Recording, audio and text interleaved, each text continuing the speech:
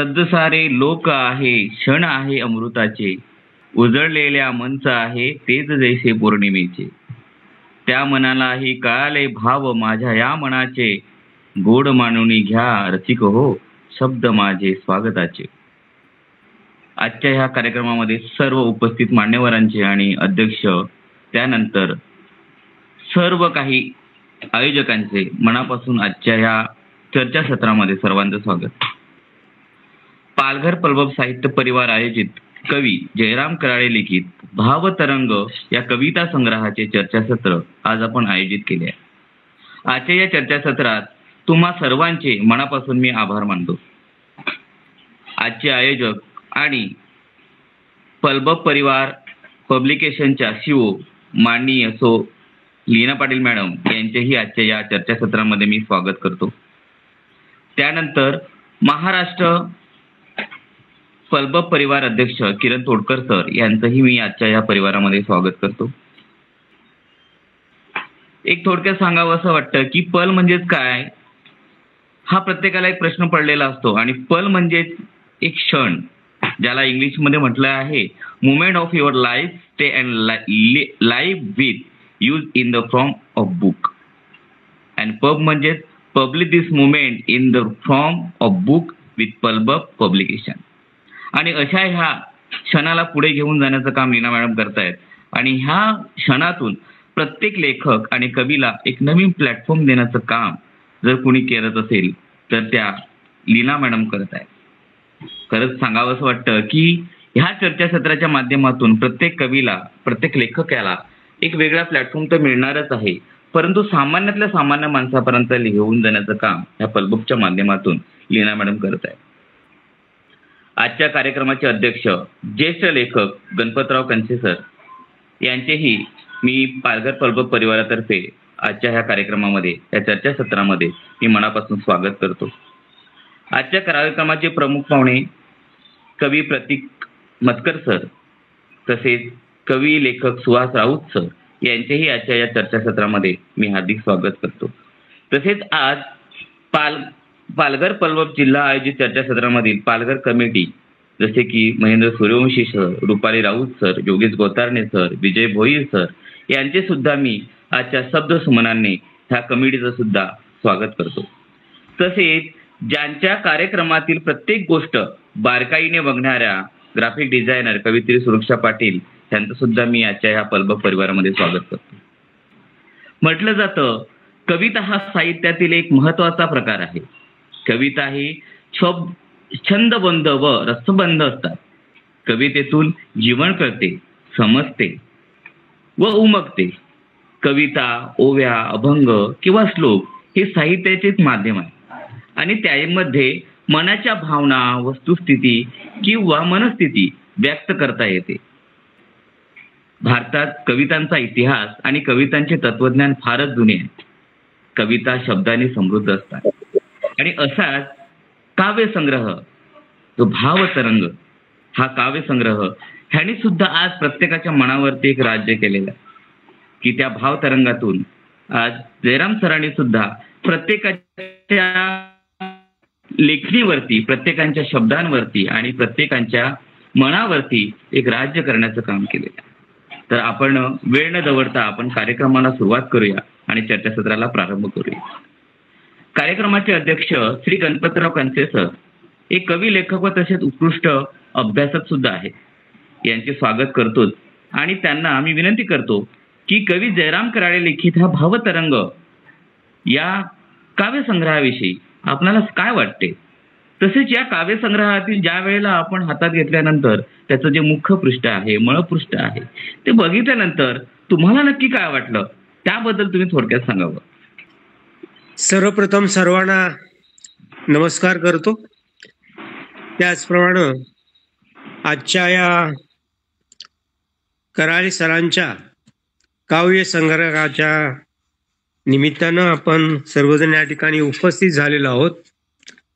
विशेषतः आपल्या पल्लव साहित्य परिवाराच्या सर्वा सौभाग्यवती लीनाताई, त्याचप्रमाणे सूत्रसंचलनाच्या भूमिकेत असलेले संदीपजी पवार, प्रमुख पाहुण्यामध्ये आणि जे कविता संग्रहाचं प्रामुख्यानं रसग्रहण करणार आहेत ते कविवीर प्रतीक मतकर सर, कविवीर सुहास राऊत सर, त्याचप्रमाणे आपले किरणजी तोडकर सर, सुरक्षा पाटील मॅडम, आपणा सर्वांचं या काव्यसंग्रहाच्या रसग्रहणाच्या निमित्तानं मी सहर्ष स्वागत करतो.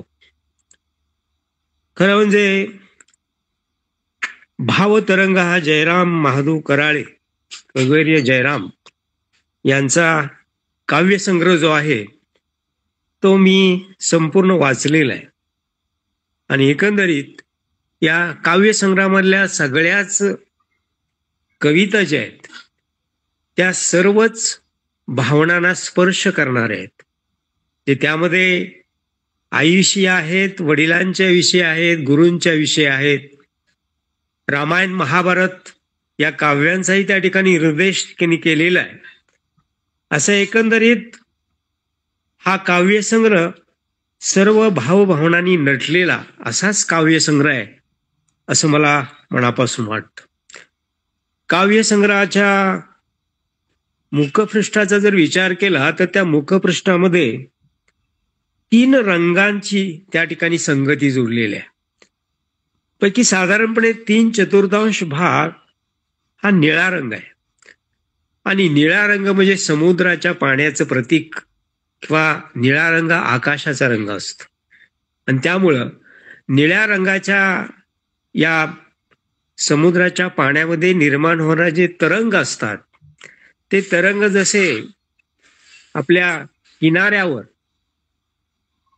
आपटतात आणि परत जातात, जे एक प्रकारे किनारा आणि ते तरंग यांचं एक वेगळ्या प्रकारचं नातं असतं. प्रियकर आणि प्रियशी असंच ते नातं आहे.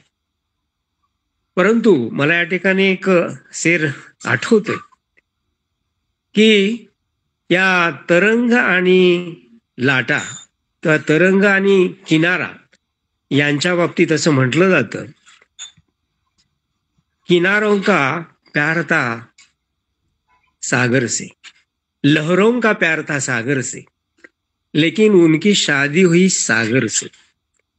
किनारों का प्यार लहरों को खींच लाता है, लेकिन बदनाम न मोहब्बत, इसलिए लहरें वापिस सागर में जाती है. या सागरामध्ये ज्याप्रमाणे या तरंग उठतात तसेच या काव्य संग्रहाचं वाचन करत असताना आपल्या मनामध्ये सुद्धा अशाच प्रकारच्या भावभावना निर्माण होतात असं या ठिकाणी वाटतं. त्याचप्रमाणे या मुखपृष्ठाचा 1/4 भाग जो आहे त्या विचार केला तर तो काळ्या रंगामध्ये, आणि काळ्या रंगाला जी पार्श्वभूमी लाभलेली आहे ती प्राजक्ताच्या फुलांची आहे. जसा प्राजक्तांच्या फुलाचा सुगंध सर्वत्र पसरतो आणि तो सर्वांसमोर मोहित करून जातो, जणू काय एक ही सगळी काव्य पंक्ती वाचल्या कविवर्यांच्या तर सगळ्यांचंच मन अशाच पद्धतीनं प्रफुल्लित होईल, मोहित होईल. अशाच प्रकारची काव्य रचना त्यांची प्रत्येक ठिकाणी आपल्याला दिसून येते. आता या प्राजक्ताच्या फुलाच्या बाबतीत एक आख्यायिका अशी सांगितली जाते की श्रीकृष्णाची दुसरी पत्नी सत्यभामा ही ज्यावेळी कृष्णांच्या बरोबर इंद्राच्या दरबारमध्ये स्वर्गामध्ये जाते आणि स्वर्गामध्ये गेल्यानंतर तो प्राजक्ताचा सडा आणि त्याचा मोहित करणारा सगळा सुगंध दरवणारा तिने ती प्रफुल्लित होते आणि प्रफुल्लित झाल्यानंतर इंद्राच्या पत्नीकडे ती मागणी करते की हा प्राजक्ताचा वृक्ष जो आहे तो मला तुम्ही द्यावा, मी तो पृथ्वीवर घेऊन जाणार आहे. आणि तशाच प्रकारे तो प्राजक्ताचा वृक्ष त्या पृथ्वीवर घेऊन आल्या आणि या प्राजक्ताच्या सड्याप्रमाणेच हा जो सुगंध आहे या काव्यांचा सुगंध निश्चितपणे सर्व दळवळत राहणारा अशाच प्रकारे जयरामजींनी लिहिलेला आहे. आता खरं म्हणजे कुठलंही काव्य ज्यावेळी आपल्याला सुचतं त्यासाठी संवेदनशील मन असावं लागतं. आणि ज्याचं संवेदनशील मन आहे या प्रत्येकाला काव्य सुचतं, किंवा जो एखाद्या याच्यावर प्रेम करतो त्या प्रेम करणारा नेहमीच काव्य समजतो. प्रेम करणारी ती व्यक्ती असेल किंवा ती एखादी वस्तू असेल, परंतु ते असं असेल तर निश्चितपणे काव्य सुचतं. मला वाटते जयरामजींना अशाच पद्धतीनं हे काव्य सुचलेलं असावं. त्यांनी सुरुवातीला आपल्या लेखनामध्ये असं लिहिलेलं आहे की मी 10वीत असताना माझ्या आईचं निधन झालं. 16व्या वर्षी एखाद्या तरुण वयामध्ये आपल्या मातृछत्र हरपून जाणं हे खरं म्हणजे फार मोठा आघात असतो. आणि अशा आघाताच्या त्या ठोकर बसल्यानंतर त्यामधून जे काव्य सुचत जातं ते भळभळ वाहणाऱ्या रक्ताप्रमाणे असतं. आणि त्यामुळं त्याला सुचलेलं हे सगळं काव्य जे आहे ते अशाच पद्धतीनं सुचत गेलेलं आहे. खरं म्हणजे आईच्या बाबतीत तर सर्वांनाच भुरळ पडणार असं असतं.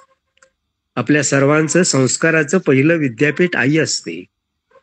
आणि या संस्कारामध्ये किंवा या विद्यापीठातले सगळे संस्कार आपलं भावी आयुष्य उजळून टाकतात. मला वाटते तशाच प्रकारचं या कैवर्य जयरामजींचं आयुष्य या सगळ्यांना उजळून निघालं असावं. आणि त्यामधून त्यांना जे काव्य सुचत गेलं ते सगळ्यांना रुचेल अशाच पद्धतीनं ते लिहित गेलेले आहेत. आणि त्या काव्यसंग्रहामध्ये सगळ्या भावभावनांचे तरंग त्या ठिकाणी आपल्याला उमटलेले दिसतात. मी संपूर्ण पुस्तक वाचल्यानंतर आईविषयी त्यांच्या 2-4 कविताही त्यामध्ये आहेत. आईविषयी ते एका कवितेमध्ये म्हणतात, तुझे सवे जगताना वाटे जीवन हे धन्य, तुझ्या सवे जगताना वाटे जीवन हे धन्य, तुझ्याशिवाय जगणे मला वाटते शून्य. खऱ्या अर्थानं आई नसेल, आईचं वात्सल्य प्रेम आपल्याला जर त्यापासून आपण पारखं झालो तर अशाच प्रकारच्या भावना आपल्या मनामध्ये निर्माण होतात. फमुम सिद्धे हे कवी एका आपल्या आई या कवितेमध्ये असं म्हणतात, ती कविता मला आठवते प्रामुख्यानं, की आई हे एक नाव असतं. आई एक नाव असतं, घरातल्या घरात गजबजलेलं गाव असतं. घरात असते तेव्हा जाणवत नाही, आणि आता नसली कुठेही तरी नाही म्हणवत नाही, नाही म्हणवत नाही. आईच्या बाबतीत अशाच भावना प्रत्येकाच्या मनामध्ये निर्माण होतात. आणि तरुण वयामध्ये अशा प्रकारे मातृछत्र हरपणं खऱ्या अर्थानं आपल्याला एक फार मोठा तो आघात असतो. आणि तो आघात आणि त्यामधून निर्माण होणारं काव्य खरोखर ते जिवंत काव्य आहे असंच आपल्याला वाटतं.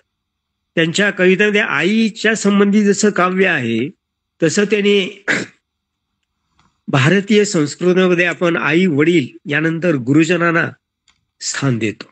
मातृदेवो भव, पितृदेवो भव, आचार्य देवो भव असं आपण म्हणतो. आणि त्यामुळं गुरुजनांच्या बद्दल सुद्धा त्यांच्या मनामध्ये तेवढीच आपुलकीची, तेवढीच प्रेमाची, तेवढीच सहानुभूतीची भावना आहे. कृतज्ञतापूर्वक त्यांनी गुरुजनांचाही आपल्या काव्यामध्ये उल्लेख केलेला आहे. आणि त्यामध्ये गुरुजनांच्या बद्दल सुद्धा त्यांनी भावभावना त्या कवितेमध्ये व्यक्त केलेल्या आहेत. आहे गुरुजन मान, त्यांचा करुणी आदर, त्यांना करूया वंदन. अशा प्रकारे गुरूंचंही वंदन त्या ठिकाणी केलेलं आहे. कबीर तर एका आपल्या दोह्यामध्ये गुरूंचं महत्व सांगताना असं म्हणतात, गुरु गोविंद दो खडे काके लागू पाय, गुरु गोविंद दो खडे काके लागू पाय, बलिहारी गुरुदेव की गोविंद जय मिळाय. जे गुरु आणि परमेश्वर, गोविंद म्हणजे परमेश्वर, हे एकाच वेळी जर माझ्या पुढे उभे ठाकले तर मी प्रथम नमस्कार कुणाला करेन, तर मी प्रथम नमस्कार माझ्या गुरुंना करेन. कारण गुरुनीच मला परमेश्वरापर्यंत जाण्याचा मार्ग दाखवलेला आहे. आणि त्यामुळे गुरुजनांच्या बद्दलची कृतज्ञता ही जयरामजींनी आपल्या काव्यामध्ये त्या ठिकाणी हे केलेलं आहे. आपल्या जीवनामध्ये मित्राचं स्थान फक्त आगळं वेगळं असतं. जीवनामध्ये एका तरी मित्र असावा आणि तो आपल्याला जीवाभावाचा असावा. अशाच प्रकारची या मित्राच्या बाबतीत त्यांच्या कवितेमध्ये दिसतं. तुझा सहवास मित्रा नित्य वाटे मला, तूच मार्ग दाखविला मला होऊन या द्या. आपल्याला एक प्रकारचा मार्ग दाखवणारा, आपल्याला एक प्रकारची दिशा देणारा, अशा प्रकारचा आपला मित्र आणि त्या मित्राबद्दलची कृतज्ञता हाही भाव त्याने त्या ठिकाणी व्यक्त केलेला आहे. हे करत असताना पत्नीचाही विसरच नाही त्याला पडला. पत्नीच्या बाबतीतही त्याने काव्य लिहिलेलं आहे की भाव डोळ्यातले वाचले बायको, भाव डोळ्यातले वाचते बायको. आपल्या डोळ्यामध्ये आपल्या चेहऱ्यामध्ये होणारे सगळे बदल जे आहे ना ते बायकोला लगेच कळतात. आणि त्यामुळे तशाच प्रकारची भावना त्यांच्या पत्नीच्या संबंधीच्या कवितेमध्ये सुद्धा दिसून येत. आता हे सगळं करत असताना ते प्रियशीला सुद्धा विसरलेले नाहीत. त्या प्रेमाच्याही जगामध्ये त्यांनी प्रवेश केलेला आहे आणि त्यांनी म्हणले की जलमेनं जगताना मासा पाहिला का कुणी, प्रेमाविना मरतील तशी जगात हे दोन्ही. प्रेम ही उच्च प्रतीची भावना आहे. तो व्यवहार नाही. व्यवहारामध्ये देवघेव असते, प्रेमामध्ये फक्त समर्पणाची भावना असते, देण्याचीच भावना असते. आणि अशाच प्रकारची भावना त्यांनी त्या आपल्या कवितेमध्ये व्यक्त केलेली आहे. हे सगळं करताना ज्ञानेश्वर म्हणजे संतांच्याही बाबतीत ते विसरलेले नाहीत. आणि पाऊस, त्याच्यामध्ये रंगाची होणारी बरसात, या सगळ्या गोष्टीला त्यांनी अत्यंत चांगल्या पद्धतीनं स्पर्श केलेला आहे. त्यामुळे एकंदरीत ह्या सगळ्याच काव्यसंग्रह जर आपण वाचत गेलो तर त्या काव्यसंग्रहातले तरंग, भावनांचे तरंग आपल्या हृदयामध्ये सुद्धा उमटतात. आणि त्यामुळं तो काव्यसंग्रह पुन्हा पुन्हा वाचावा, पुन्हा पुन्हा त्याचा आस्वाद घ्यावा, अशाच प्रकारची भावना त्यामध्ये निर्माण होते. जयरामजी, कविवर्य जयरामजी आपण अत्यंत चांगल्या पद्धतीनं या काव्याची रचना केलेली आहे. आणि त्यामुळं मला हा काव्यसंग्रह आवडला. रसिक प्रेक्षकांना सुद्धा तो निश्चितपणे भावेल अशाच प्रकारची भावना आहे.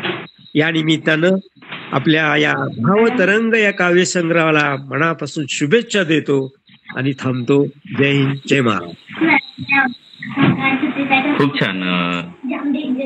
कणसे सरांनी खूप अतिशय म्हणजे मार्मिकपणाने त्याचा अभ्यास पूर्ण केलेला आहे. आणि खरंच रसिकांना तो काव्यसंग्रह नक्कीच आवडणार. कारण की असा हा रसिकांना आवडणारा काव्यसंग्रह म्हणजे त्याच्यामध्ये चारही बाजूंना स्पर्श करणारा असा हा काव्यसंग्रह आहे. की जसं कणसे सरांनी सांगितलं, आई, मित्र, गुरु, पत्नी, तर प्रेमाची भावना सुद्धा त्या ठिकाणी आहे. तर तेवढंच सोडत नाही तर त्याच्याबरोबर संत महापुरुषांनाही स्पर्श करणार आणि पाऊस म्हणा, त्याच्यानंतर पूर्ण पर्यावरणाला स्पर्श करणाऱ्या अशा भावनात्मक कविता त्यांनी या भावतरंगातून उमटवलेल्या आहेत. आणि खरोखरच की हा जो भावतरंग आहे तो नक्कीच प्रत्येकाच्या हृदयाला स्पर्श करून जाईल आणि प्रत्येक वाचकाला तो नक्कीच आवडेल. मी पुढे आमंत्रित करतो की पालघर परबत साहित्य परिवाराचे सदस्य तसेच कोकण मराठी साहित्य परिषद संस्थेचे पालघर जिल्हा प्रतिनिधी, एक शेतकरी कुटुंबातील राहणारे असे एक व्यक्तिमत्व, कवी, लेखक सुहास राऊत सर यांचे या चर्चासत्रामध्ये स्वागत करतो. आणि सुहास सरांना म्हणतो की आपण हा काव्यसंग्रह वाचलात आणि वाचला असेलच, त्यातील कविता आपल्याला का भावल्या असतील, म्हणजे कोणत्या कविता अशा नक्की आहेत की कोणता भाग असा आहे की तो आपल्याला जास्त प्रमाणात भावला असेल, तर आपण थोडंसं त्या काव्यसंग्रहाबद्दल बोलावं. नमस्कार. पल्पच्या सर्व रसिक श्रोत्यांना माझा मनपूर्वक असा नमस्कार. खरं तर तुम्ही सांगितलं त्याप्रमाणे मराठीच्या साहित्याच्या जगतात एक सर्वांग सुंदर आणि खरोखर वाचनीय असा कविता संग्रह प्रकाशित झालेला आहे. खरं तर गेले कित्येक वर्षापासून एक वाचक म्हणून किंवा एक रसिक म्हणून आपण ज्याची वाट पाहतो आहोत की उच्च दर्जाचं काव्य, उच्च दर्जाच्या कविता कुठेतरी मिळाव्यात, आपण आपल्या हाती याव्यात, आपण वाचलं पाहिजे. तर असा हा संग्रह आपल्या हातात आज आलेला आहे. कविवर्य जयराम महादू कराळे यांचा भावतरंग हा तो कविता संग्रह आहे. ह्यातल्या कविता आपल्या प्रत्येक सजग असल्या माणसाला निश्चित अशा आवडतील. ज्याला ह्या साहित्याचं वेळ आहे, ज्याला कवितांचं वेळ आहे, ज्याला आपण मराठी भाषेचं वेळ आहे, त्याला ह्या कविता निश्चित अंतर्मुख अशा करतील. मला ह्या कवितेत अनेक गोष्टी दिसल्या, जसं अगोदर सरांनी सांगितलं, कणसे सरांनी पण सांगितलं त्याप्रमाणे खरोखरच ह्यातली प्रत्येक कविता ही अतिशय सुंदर आहे. आणि आज आपण हे चर्चासत्र जे आपण सुरू ठेवलेलं आहे त्याचं कारण हेच आहे की हा कविता संग्रह आपल्या प्रत्येकाने संग्रही ठेवावा. इतकंच नव्हे तर आपल्या विशिष्ट अशा व्यक्तींना, मित्रांना तो भेट सुद्धा द्यावा. आपला आनंद हा दुसऱ्यांचाही आनंद कसा होईल, तर हे पुस्तक आपण जर इतरांना दिलं तर आपला आनंद निश्चितच त्यांच्यापर्यंत पोहोचेल. आणि खरोखरच जयराम बहादूर कराळे सरांचं करावं तितकं कौतुक कमीच आहे. कारण एका शेतकरी कुटुंबातील अतिशय हलाखीच्या परिस्थितीत सुद्धा आपलं शब्द, आपल्या भावना आणि आपल्याला आलेले अनुभव शब्दबद्ध करणं त्यांना जितक्या चांगल्या प्रकारे जमलंय तसं क्वचितच कोणाला जमू शकतं. अनेक दुःखांमध्ये सुद्धा त्यांनी जो आशावाद प्रकट केलेला आहे तो अत्यंत असा सर्वांना आदर्श असा आहे. कोणत्याही परिस्थितीत ते डगमगलेले नाहीत हे त्यांच्या अनेक कवितांच्या उदाहरणावर दिसून येतं. खरंच प्रत्येक पानावरची सहसा असं होत नाही. अनेक कविता संग्रह आपण वाचतो तेव्हा 4-5 कवितांतर एखाद दुसरी कविता आवडत नाही असं निश्चित होतं आणि ते स्वाभाविक सुद्धा आहे. पण तुम्हाला सांगायला फार म्हणजे ज्यांनी कविता वाचलेल्या असेल त्या सर्वांना असं लक्षात आलं असेल की ह्यातल्या प्रत्येक कवितेला एक विशेष असा दर्जा आहे आणि तो दर्जा त्यांनी प्रत्येक शेवटच्या पानापर्यंत टिकून ठेवलेला आहे. आणि म्हणून तुम्हाला त्यांचं सर्वार्थानं असं कौतुक वाटतं की हा जो कविता संग्रह आपल्या सर्व रसिक श्रोत्यांपर्यंत पोहोचायला हवा.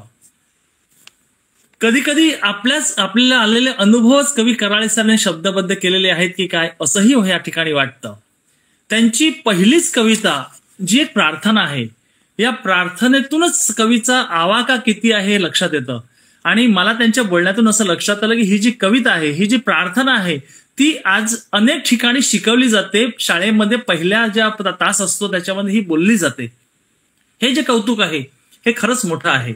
आणि म्हणूनच अशा चांगल्या गोष्टीपासून आपण विन्मुख राहू नये, आपण पाठीमागे राहायला नाही पाहिजे. आणि म्हणून हा कविता संग्रह सर्व ठिकाणी पोहोचला पाहिजे. त्या कवितेचं पहिलंच प्रार्थना ही अशी आहे, श्री अनंता एकदंता ऐक अमुची प्रार्थना. श्री अनंता एकदंता ऐक अमुची प्रार्थना, जग सुखाने हे भरावे ना कुणा हो यातना. किती आशावाद, किती सुंदर म्हटलेलं आहे. स्वतःचं दुःख बाजूला सारून जेव्हा एखादा माणूस असा सर्वांबद्दलची प्रार्थना करतो तेव्हा ती व्यक्ती सर्वार्थानं श्रेष्ठच असते. सत्यकर्मा साह्य व्हावे सांगते ही संस्कृती. बघा, ते संस्कृतीलाही विसरलेलं नाहीत. सत्यकर्मा साह्य व्हावे सांगते ही संस्कृती, सत्यकर्मानेच लाभे सर्व लोकांना गती. प्रेम वाढो द्वेष वाढो हीच आमुची कामना. प्रेम वाढो द्वेष वाढो हीच आमुची कामना, श्री अनंता एकदंता ऐक आमुची प्रार्थना, जग सुखाने हे भरावे ना कुणा हो यातना.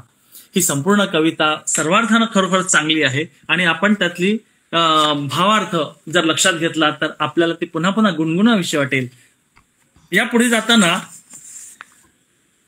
अशा पद्धतीच्या म्हणजे थोडंसं आध्यात्मिक असलेल्या कविता ह्यांच्या बऱ्याच आहेत. त्याच्यातली सांगायचं तर गुरुपूजा म्हणून किंवा आई जगदंबे, ज्ञानियांचा राजा अशा ह्या कविता ह्या धाटणीच्या आहेत. संत तुकाराम, गुरुदत्त अशा कविता सुद्धा ह्या मुळातूनच आपण वाचायला पाहिजेत.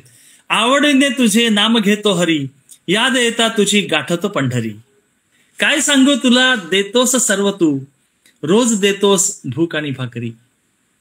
एक वेगळा जाणीव ह्याच्यातून त्यांनी शब्दबद्ध केलेली आहे. अशा अत्यंत साध्या सुध्या शब्दात किती विशाल अर्थ त्याच्यात दडलेला आहे हे काम फक्त कदाचित एक वेगळा अनुभव मिळाल्यामुळे कराळे सरच करू शकतात.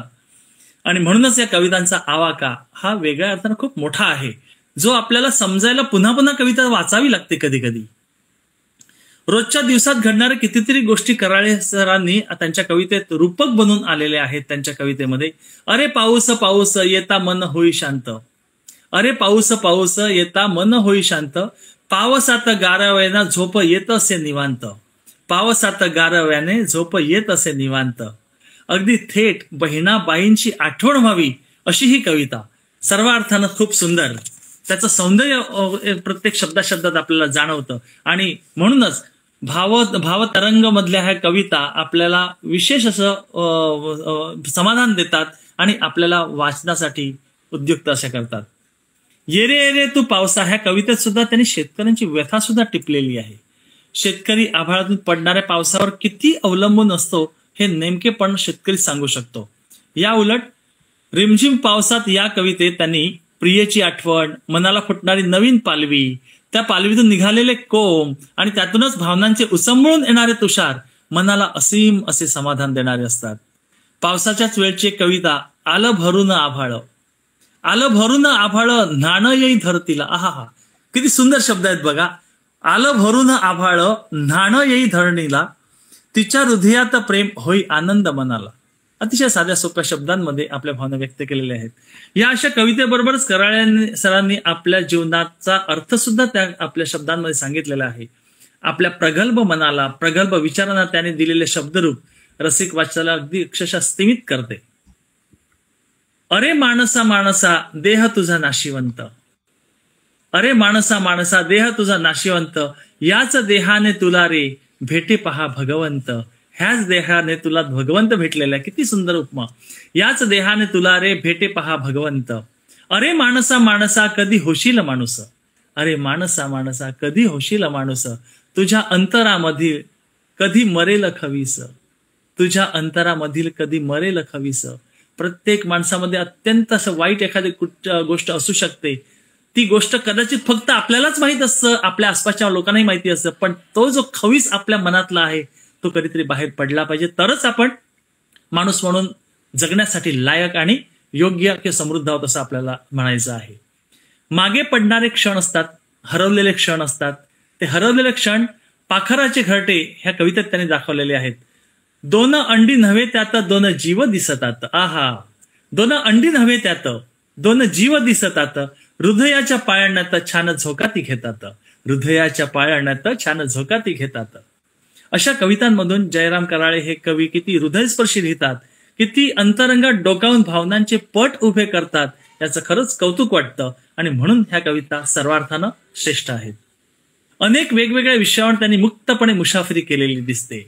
या त्यांच्या कवितावर खूप काही बोलता येईल, लिहिता येईल. रसग्रहण संपूर्ण पुस्तकावर करण्यासारखी खरं तर ह्या कविता आहेत.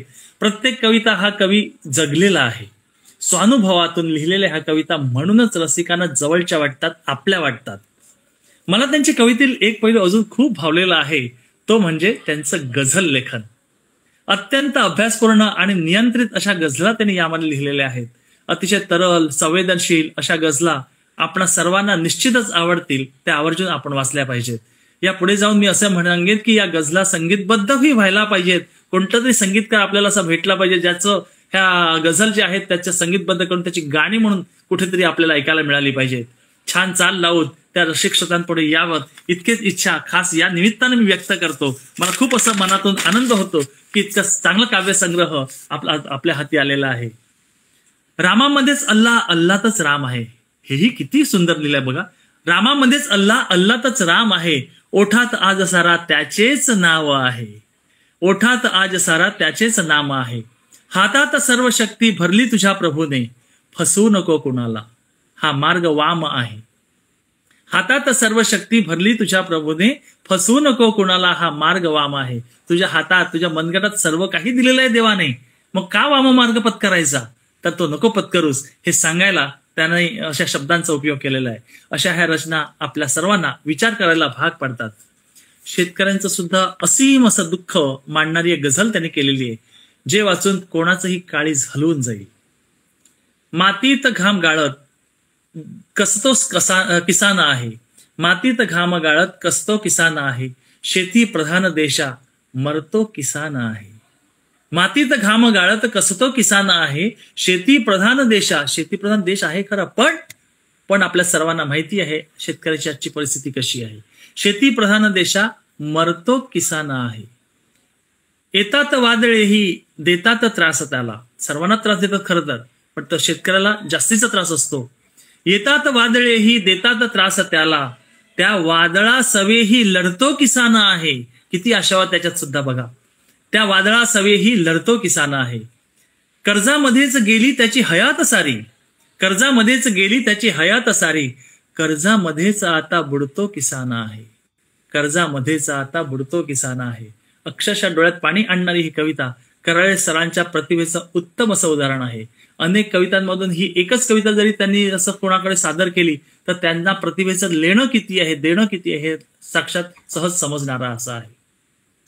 याचबरोबर शिवरायांवर केलेली गझल सुद्धा त्याचे शब्द मनाला भावणारे आहेत. मूर्ती लहान आहे कीर्ती महान आहे. सर्वांनी वाचलेली कविता असणार ही. मूर्ती लहान आहे कीर्ती महान आहे. शिवबा तुलाच आमच्या हृदयात स्थान आहे. मी नंतर पुन्हा ही कविता संपूर्ण वाचणारच आहे. प्रेम, त्याग, प्रेमातील हारजीत आणि प्रेमाची महती या संदर्भातील त्यांच्या गझलाही तितक्याच ताकदीच्या आहेत. कोण जाणे कसे हे घडू लागले, कोण जाणे कसे हे घडू लागले, प्रेम माझे तुझ्यावर जडू लागले. वा वा वा. अशाही पद्धतीने ते प्रेम कविता लिहिलेल्या आहेत. एखादा माणूस अत्यंत डोळ्यात पाणी आणणारी जशी कविता लिहितो तशी प्रेमावरती आधारित असणारी कविता ही पण सुद्धा खूप दिलासादायक होते. आपण संपूर्ण एखाद्या कवितेचं वाचन ह्या समोर प्रेक्षकांसमोर केलं तर खूप चांगला प्रतिसाद त्याला मिळेल, इतकी ताकद ह्या कवितांमध्ये आहे. कोण जाणे कसे हे घडू लागले, प्रेम माझे तुझ्यावर जडू लागले. असे गोड प्रेम असो किंवा वैफल्यग्रस्त माणसाचा आरसा असो, कवींचे त्यांचे शब्द आपल्यासाठी मनात घर करू लागतात. माझ्याच भावनांना होतो लिलाव आता. आहा, काय हे किती म्हणजे दुःख असू शकतं त्याच्यात. माझ्याच भावनांचा होतो लिलाव आता, लावा यास बोली टपलाय गावा आता, लावा वयास बोली जमलाय गावा आता. चोरी करून ज्यांची सारी हयात गेली, फिरतात तेच येथे होऊन सावा आता. आपल्याला हा अनुभव निश्चित येतो. चोरी करून ज्यांची सारी हयात गेली, फिरतात तेच तेथे होऊन साव आता. तेच सावकार म्हणून इथे आपल्या समोर कधी कधी येतात आणि हे आपल्याला उदाहरण आपल्या प्रत्येक जीवनामध्ये कधी ना कधी दिसूनच येतं. का कुणाची याद येता गीत गावे लागते. किती सुंदर. का कुणाची याद येता गीत गावे लागते, आसवांच्या पावसाने का भिजावे लागते, आसवांच्या पावसाने का भिजावे लागते. रडत नाही जो कधीही बाप कुठच्या संकटी, रडत नाही जो कधीही बाप कुठल्या संकटी, लेक सासरीला जाता निघता का रडावे लागते, लेक सासरालाच निघताना का रडावे लागते. जिंकण्यासाठीच लढलो ध्येय माझ्या त्या मनी, जिंकण्यासाठीच लढलो ध्येय माझ्या त्या मनी, जिंकण्यासाठी मलाही बघ हरावी लागते. किती सुंदर. जिंकण्यासाठीच मलाही बघ हरावी लागते. कराळे सरांच्या संदर्भातल्या अशा अनेक कविता, जवळजवळ ह्या 92 कविता ह्या कविता संग्रहामध्ये आहेत आणि एकही कविता अशी नाही की आपल्याला आवडणार नाही. त्याचं रसग्रहण त्याचं निश्चित मी म्हटलं तसं अगोदर आपल्याला हे करावं असं. या कवितेमध्ये अरे पाऊस पाऊस ही कविता आपण अगोदर मी सांगितलीच होती. त्याच्यामध्ये अरे पाऊस पाऊस कधी अकाळी पडतो, शेतकरी राजा माझा तुझ्याचमुळे रडतो. अशाही साध्या सोप्या भाषेमध्ये त्यांनी त्याचं वर्णन असं केलेलं आहे. यानंतर सांगायचं तर येरे येरे तू पावसा नको हो वेडा पिसा, तुझ्या विना शेतकरी सांग जगेल रे कसा.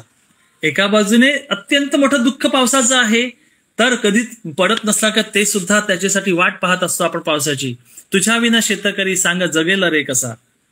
येरे येरे तू पावसा नको पाहू उणे दुणे, तुझे वागणे हे आता नाही वाटत शहाणे. उशीर झालेल्या पावसाला तेव्हा त्याला शहाणं म्हणून त्याला संबोधलेलं आहे. तुझे वागणे हे आता नाही वाटत शहाणे. असे ह्या कविता शेतकरी राजाच्या असल्या तरी सुद्धा आपल्याला पूर्णपणे मनापासून आवडणाऱ्या असतात. पाखराचे घरटेबद्दल मी बोललोच होतो. जमणार नाही कुणा त्यांच्या घरट्याची कला. पाखरांची कला खरंच कुणाला जमणारी नाही.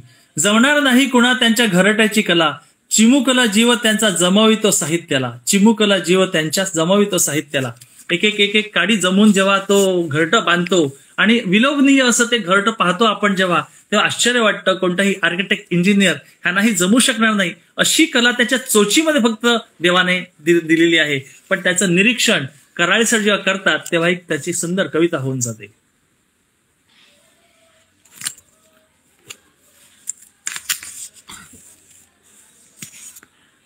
त्यानंतर जे गझलच्या बद्दल मी बोललो त्याचप्रमाणे प्रेमात खेळले हे तू भलतेच डाव होते, त्या धाडल्या फुलांचे ताजेच घाव होते. अगदी ह्या गझल वाचताना मला सुरेश भटांची नेहमी आठवण येत गेली सर, की त्यांच्या कवितांचा एल्गार सारखा जो कविता संग्रह आहे गझलचा, तो वाचताना त्या आमच्या तरुणपणी आम्ही त्याची पारायण केली होती आणि ते तशा पद्धतीने गझल लिहिण्याचा प्रयत्न सुद्धा खूप केला होता. पण आज हे कराळे सरांच्या कितीतरी ह्याच्या पुढे सुद्धा म्हणजे माझ्यानंतर बोलणारे प्रतीक सर आहेत ते सुद्धा सांगतील की ह्यांच्या गझलाला ताकद किंवा कशा गझला लिहाव्यात तर ह्याच्याकडे पाहून लिहिलं पाहिजे. ह्या कवितांकडे आज पाहून ह्या कविता ज्याला गझल लिहायची वाटते तर ह्या म्हणजे मला टेक्निकली भाषेत सांगायचं तर त्या कविता टेक्निकल भाषेत सुद्धा योग्य उदाहरण देऊ शकतील इतक्या त्या सुंदर आहेत. शब्द कसे चालत नाहीत तर ते शब्द पोहोचणारे सुद्धा हवे असतात. शब्द नेमक्या आवाज येतो बरोबर? नेमकेपणानं शब्द घुसले पाहिजेत. जखमा कितीक झाल्या त्यातील एक ही पण, जखमा कितीक झाल्या त्यातील ही एक पण, नावापुढे तरी का मी माझेच नाव होते, नावापुढे तरी का माझेच नाव होते. बघता क्षणीच मजला ती हसली दुरूनच, बघता क्षणीच मजला ती हसली दुरूनच, हो वेदने सवे ही खासच लगाव होते, हो वेदने सवेस ही खासच लगाव होते. संसार चालावया जातात वाम मार्गी, करुणी अवैध धंदे लोकात साव होते, करुणी अवैध धंदे लोकात साव होते. यानंतर अगोदर आपल्या सरांनी पण सांगितलं त्याप्रमाणे बायकोबद्दलचं त्यांचं मत सुद्धा त्यांनी जे टिपिकल आहे, जे सर्वांसाठी असू शकतं अशी ती कविता केलेली आहे. बोलले जर तिला कावते बायको, बोलले जर तिला कावते बायको, शेवटी सोबती मात्र राहते बायको, शेवटी सोबती राहते बायको. लेकरांची तिला केवढी काळजी, लेकरांची तिला केवढी काळजी, काय त्यांना हवं, काय त्यांना हवं पाहते बायको. मायबाबा तिच्या दोष देता कोणी, भांडण असावे धावते बायको. बघा, बायको कोणाचंही तसं ऐकून घेणार नाही. जेव्हा एखादा प्रसंग येतो तेव्हा ती नवऱ्याच्या बाजूने निश्चितपणे ठामपणे उभी राहते. माय बापा तिच्या दोष देता कोणी, भांडण्यात असावे धावते बायको. आई वडिलांबद्दलचं अत्यंत असं प्रेम, कोणीही वाईट शब्द आई बाबांबद्दल बोलता कामा नये, हे तिचं जे स्वरूप आहे ते अत्यंत स्वाभाविक आहे. पण म्हणूनच माय बापा तिच्या दोष देता कोणी, भांडण्यात असावे धावते बायको. भाव माझ्या मनी ते तिच्याही मनी, भाव माझ्या मनी ते तिच्याही मनी, भाव डोळ्यातली वाचते बायको. म्हणून बायको समोर कधी काय फसवता येणार नाही, कुठचीच गोष्ट लपवता येणार नाही. क्षणभर वाटतं अरे वा आपण आज बायकोला बरोबर म्हणजे फसवलं, काहीतरी चुकीचं सांगितलं, पण बायकोला समजलेलं असतं की ह्याने आपल्याला काय सांगितलं तर त्याच्या पलीकडे जाऊन बायकोला त्याचा अर्थ कळलेला असतो. दुःख ना दाखवी ती मनीचे कुणा, दुःख ना दाखवी ती मनीचे कुणा, याचसाठी मला भावते बायको. अरे वा, याचसाठी मला भावते बायको. अशी ही ह्यांच्याबद्दल बायकोबद्दलची कविता. आणि शिवबांच्या ह्या कवितेने मी माझं पहिलं सत्र ह्या ठिकाणी थांबवणार आहे. मूर्ती लहान आहे कीर्ती महान आहे. शिवबांबद्दलची आत्मीयता, त्यांच्याबद्दलचा असलेला अत्यंत प्रेम आणि त्यांच्याबद्दल असलेलं आढळ असं स्थान त्यांनी ह्या कवितेतून व्यक्त केलेलं आहे. मूर्ती लहान आहे कीर्ती महान आहे, शिवबा तुलाच आमच्या हृदयात स्थान आहे, शिवबा तुलाच आमच्या हृदयात स्थान आहे. विश्वात खूप राजे होतील खूप झाले, विश्वात खूप राजे होतील खूप झाले, द्रष्टे इथेच तुम्ही तुम्हास ज्ञान आहे, द्रष्टे इथेच तुम्ही तुम्हास ज्ञान आहे. संतास मानणारे रयतेस पाळणारे, संतास मानणारे रयतेस पाळणारे, महतीस नित्य गाते इतिहास पान आहे. खूप सुंदर या ठिकाणी सुहास सरांनी हे वर्णन केलेलं आहे की काव्यसंग्रह वाचल्यानंतर प्रत्येकाच्या मनावरती राज्य करणारा असा हा जो काव्यसंग्रह आहे, त्या काव्यसंग्रहातून प्रत्येकाला एक वेगळा आणि असा अनुभव ह्या काव्यसंग्रहातून मिळणार आहे.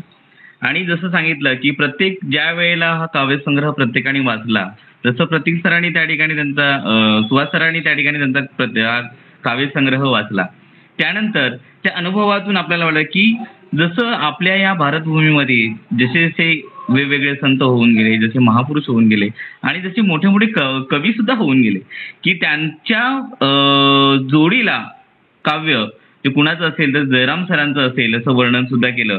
त्या ठिकाणी सुरेश भटांचंही त्यांनी नाव घेतलं आणि त्यानंतर बहिणाबाईंचंही त्या ठिकाणी नाव घेतलं की सुहास राऊत सर म्हणतात की त्याच्यातनं ते काव्यामधून असं मला जाणवतं की त्या ठिकाणी सुहास भटांची सुद्धा मला आठवण येते की किती रसभरीत असं हे त्यांचं काव्य असेल की प्रत्येक काव्यामध्ये जसं अगोदरपासून आपण जे म्हटलं की प्रत्येक काव्यामध्ये शेतकऱ्यांची व्यथा मांडलेली आहे, त्याच्यानंतर प्रेमाचं प्रतीक सुद्धा त्या ठिकाणी मांडलेलं आहे, प्रत्येक वातावरणाबद्दल त्यांनी त्या ठिकाणी मांडलेलं आहे आणि दुसरं तर नाही पण एका पत्नीबद्दल सुद्धा त्यांनी एक त्या ठिकाणी समर्पकपणे मांडलेलं आहे.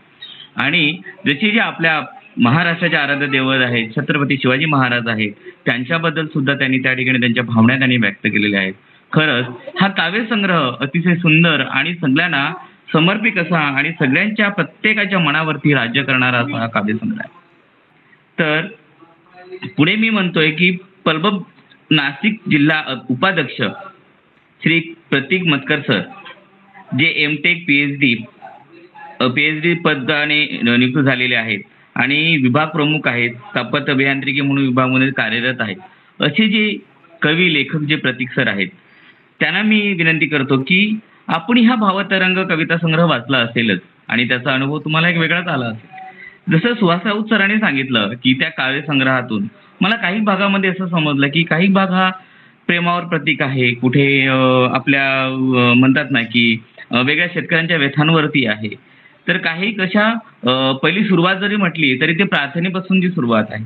तर आपणही कविता संग्रह हा वाचलेला आहे, तर आपल्याला असं काही वेगळेपणा त्या ठिकाणी जाणवला का? असं वेगळं काहीतरी त्या काव्यामधून आपल्याला अनुभवायला मिळालं का?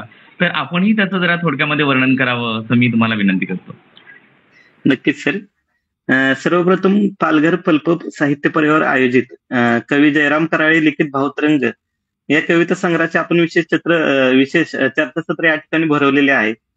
या ठिकाणी उपस्थित असलेले आपल्या आदरणीय सौ लीना पाटील मॅडम, महाराष्ट्र राज्य अध्यक्ष माननीय श्री किरण तोडकर सर, पालघर जिल्हा अध्यक्ष माननीय श्री संदीप पवार सर, तसेच आजच्या या कार्यक्रमाचे अध्यक्ष ज्येष्ठ लेखक श्री गणपतराव कंसे सर, सुहास राऊत सर आणि सुरक्षा पाटील मॅडम, आणि ज्यांच्यासाठी आपण हे सत्र आयोजित केलेले आहेत ते आपले आदरणीय कवी श्री जयराम कराळे सर.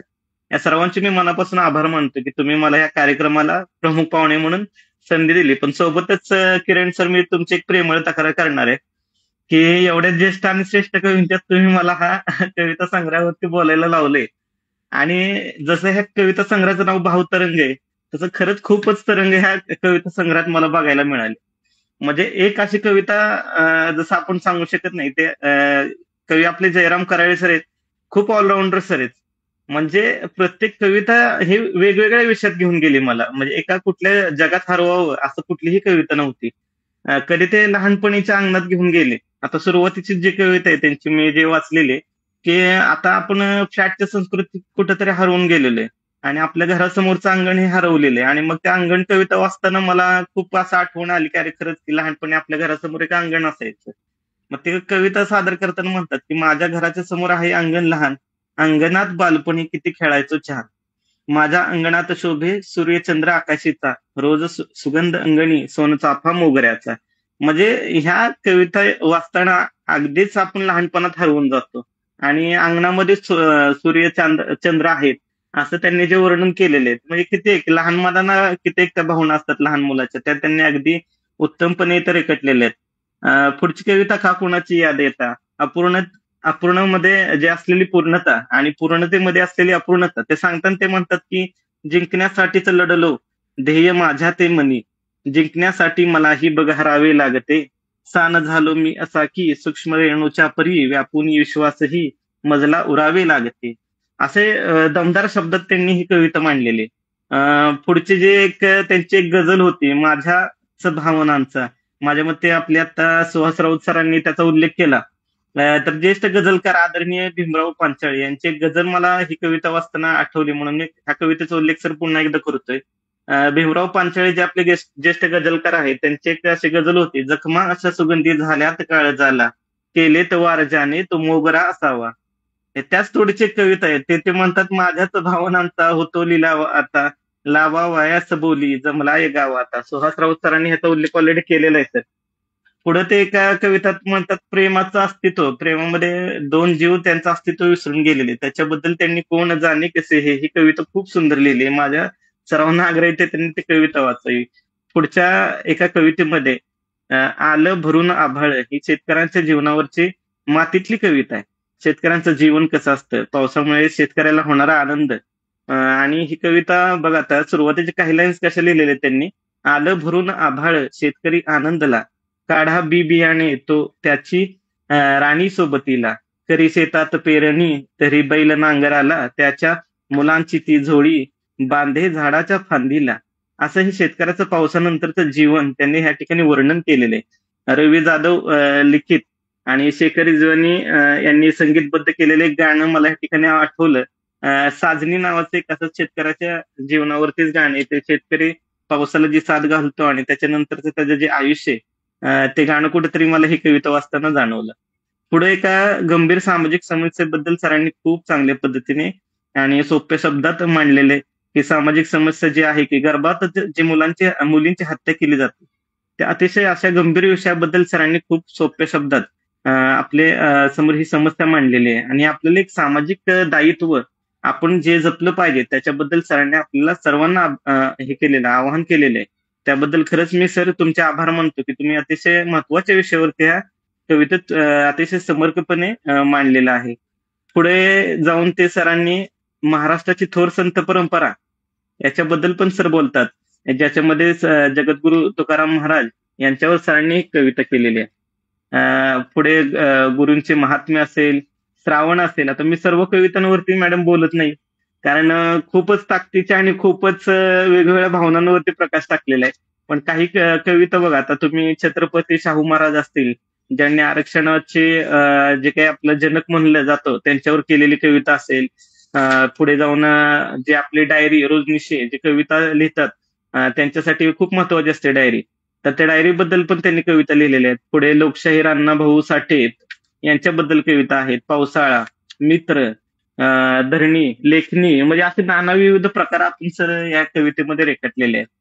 तर पुढे जाता जाता मला अजून एका कवितेचा आवर्जून उल्लेख करावा वाटतो की नामात राघवाच्या राहू सदैव आपण, कंठात राघवाला गाऊ सदैव आपण. जगतोस तोच तारी, जगतास तोच मारी, त्याचेच नाम त्याला वाहू सदैव आपण. नामात राघवाच्या राहू सदैव आपण. जो दाखवून गेला रस्ता जगा सुखाचा, रस्त्यातच त्याच सारे जाऊ सदैव आपण. असे खूपच सुंदर असे त्यांनी त्रैलोक्याचे स्वामी श्री प्रभू श्रीराम यांच्यावरती कविता केलेली खूप मला आवडली सर ती. पुढे पुन्हा एकदा त्यांनी मातीमधल्या गावावरती बाबासाहेब आंबेडकर असतील आपले यांच्यावरती काही कविता केलेल्या आहेत. पुढे जाऊन पुन्हा एकदा प्रेयसीच्या विरहात एकाकी पडलेल्या कवीची झालेली व्याकुळ अवस्था त्यांनी खूप सुंदर पद्धतीने मांडली. ती मांडताना ते म्हणतात की तुझी आठवण येता माझी पापणी रडते, नाही कळत हे मला असे कसे घडते. आठवणी मनावर खोल करतात घाव, तुला ठाऊकच आहे माझा हळवा स्वभाव. तुझ्या विनसखे मला एक क्षण वाटे युग, नको चिंता करू काही नाही तुझ्या वरी राग. खूपच सुंदर सर. आमच्या सगळ्या तरुणांना ही कविता अतिशय भावली आणि कुठले तरी आमचे कॉलेजचे दिवस आठवले. खूप सर सुंदर कविता केलेली आहे आणि निश्चित असे जवळजवळ सरांच्या 92 जवळजवळ कविता ह्या कविता संग्रहात मला सर वाचायला मिळाल्या. आणि ही कविता वाचताना खरं प्रमुख पाहुणे म्हणून न राहता मी खरं ह्या पदासाठी स्वतःला तेवढंसं मोठं समजत नाही सर. आणि मी खरंच विद्यार्थी झालो तुमचा ह्या कविता वाचताना, आणि माझ्यासाठी तो खूप छान असा शिकण्यासाठीचा अनुभव होता. एक लहानपणी कुठेतरी मला आता कवींचं नाव आठवत नाही, पण लहानपणी शाळेमध्ये एक कविता असायची, आम्ही कोण म्हणून काय पुसिता, आम्ही असू लाडके देवाचे जगते दिदले आम्हाच खेळावय. म्हणजे जसं कवी म्हणतो की आम्हाला आम्ही कोण म्हणून आम्हाला का पुसता तुम्ही, की आमच्यासाठी हे जग मर्यादित नाही. आमची कल्पना इतकी अफाट आहे की आम्ही आमच्या कल्पनेद्वारे चंद्र, सूर्य, तारे, सगळे पृथ्वीवरचं ब्रह्मांड आहे सगळ्याकडे विहार करतो आम्ही एका जागेवरती बसलो असलो तरी.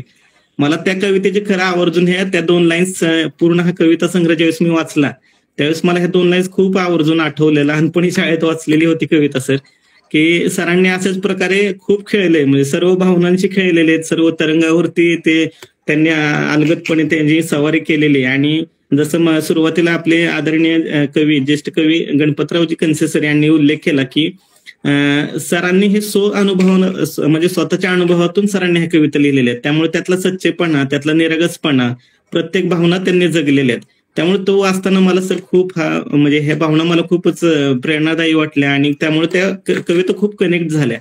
त्यामुळे मी सरांना खूप खूप शुभेच्छा देतो आणि या ठिकाणी मला बोलण्याची संधी दिली त्याबद्दल मी परिवाराच्या आपल्या मनापासून आभार मानतो. चूक भूल क्षमा असावी. धन्यवाद सर. खूप सुंदर सर.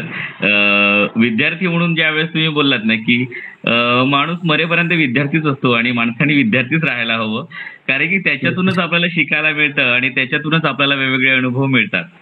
कारण की जो विद्यार्थी आहे, शिक्षक सुद्धा एक विद्यार्थी असू शकतो आणि त्यांनी विद्यार्थी राहिलंच पाहिजे. खरंच सर खूप सुंदर पद्धतीने तुम्ही या ठिकाणी वर्णन केलं की या जयराम सरांच्या ज्या कविता आहेत भावतरंग ह्याच्यात लहानपणात घेऊन जाणाऱ्या अशा सुद्धा कविता आहेत. त्यांचंही तुम्ही सुंदर पद्धतीने वर्णन केलं. आणि अपूर्णातून पूर्णत्वाकडे घेऊन जाणाऱ्या सुद्धा हे काही काव्य आहेत की ज्याच्यातून लहानपणामध्ये एक लढण्याची वृत्ती माणसामध्ये निर्माण करते, असं हे काव्य त्या काव्यसंग्रहातून आपल्याला दिसतं. आणि विशेष म्हणजे एक वेगळा असा प्रकार त्यामध्ये मला दिसून आला की गझल संग्रह सुद्धा त्या ठिकाणी आहे की त्या ठिकाणी त्यांनी गझल सुद्धा केलेल्या आहेत. आणि नक्कीच मला तरी वाटतं की पुढे गेल्यानंतर नक्कीच त्या गझलांचं गाण्यामध्ये रूपांतर होईल आणि अशा त्यांचा गझल संग्रह जो आहे तो नक्कीच आपल्या प्रत्येकांच्या कानाकोपऱ्यामध्ये जाऊन प्रत्येकाच्या कानामध्ये तो गुंजेलच, ह्याचा वादच नाही.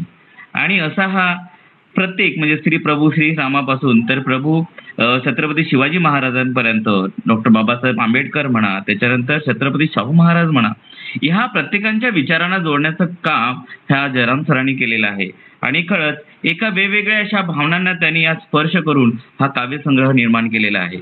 खरंच एखाद्या व्यक्तीला जिथपर्यंत त्याच्या मनाला स्पर्श होत नाही तिथपर्यंत त्याचं सांगतात ना की काव्य पुढे निघत नाही. आणि काव्य जर स्फुरायचं असेल तर खरं म्हणजेच मनामधून आणि त्याला म्हणतात ना की हृदयापासून त्याला काय करावं लागतं की त्याला टाहू फोडावा लागतो. आणि तो टाहू खऱ्या अर्थाने आज म्हणायला गेलं तर ह्या काव्यसंग्रहाच्या माध्यमातून आपल्यापर्यंत येऊन पोचलेला आहे.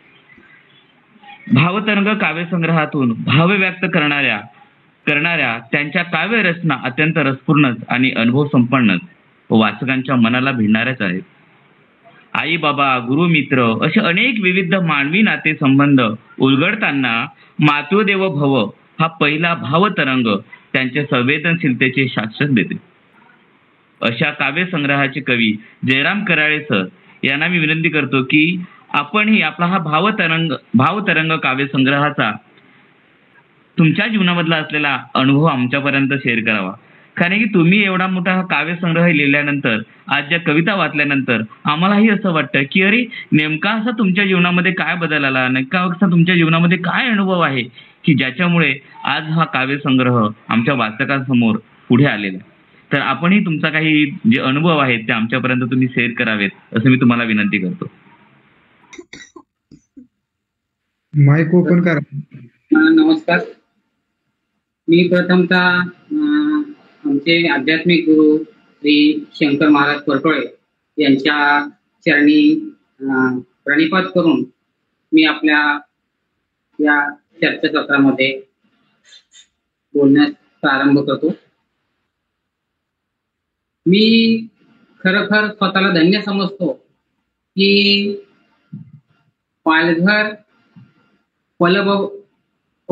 पब तर्फे माझ्या या भावतरंग या काव्यसंग्रहावर चर्चासत्र होत आहे.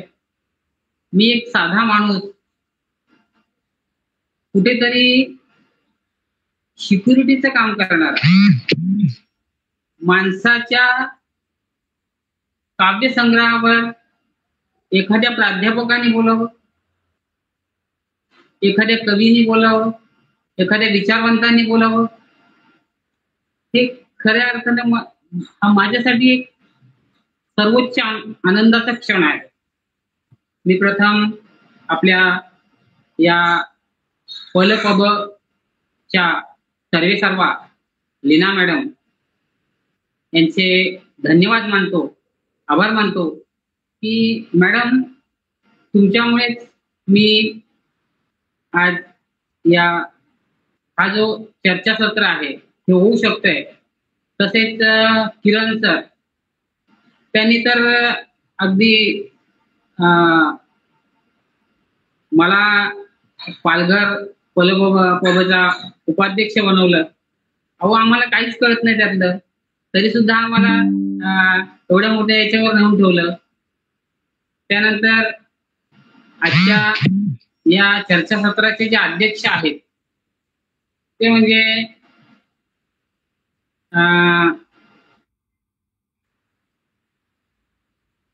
गणपतराव सर. त्यांच्याबद्दल बोलायचं तर गण म्हणजे समूह. आजचा हा जो चर्चासत्र आहे तो एक आपला समूह आहे आणि हा चर्चासत्र रूपी समूहाचे गण म्हणजे प्रमुख हे आपले गणपतराव आहेत.